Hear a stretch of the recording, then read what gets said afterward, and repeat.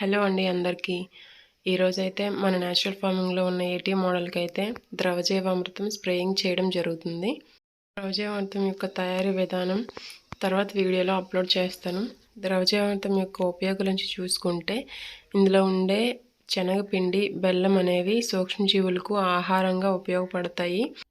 దీనివలన నిద్రావస్థలో ఉండే సూక్ష్మజీవులు అనేవి మేల్కొని మొక్కకు కావలసిన పోషకాలను అవి తీసుకునే రూపంలోనికి అందజేస్తాయి. అదేవిధంగా మొక్కలు తయారు చేసుకున్న ఆహారంలో 100%లో 30% వరకు వేర్ల స్రావాల ద్వారా భూమిలోనికి రిలీజ్ చేస్తుంది.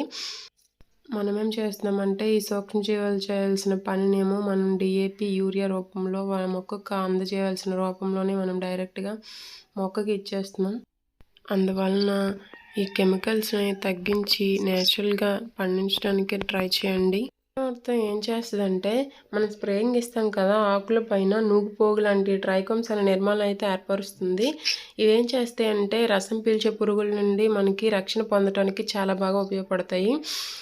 ద్రవజీవామృతం యొక్క ఉపయోగాలు అయితే ఇవ్వండి. మీకు ద్రవజీవామృతం యొక్క తయారీ విధానం నెక్స్ట్ వీడియోలో అప్లోడ్ చేస్తాను. ఈ వీడియో మీకు యూస్ఫుల్ అనిపిస్తే లైక్ చేయండి, సబ్స్క్రైబ్ కూడా చేసుకోండి. Thank you.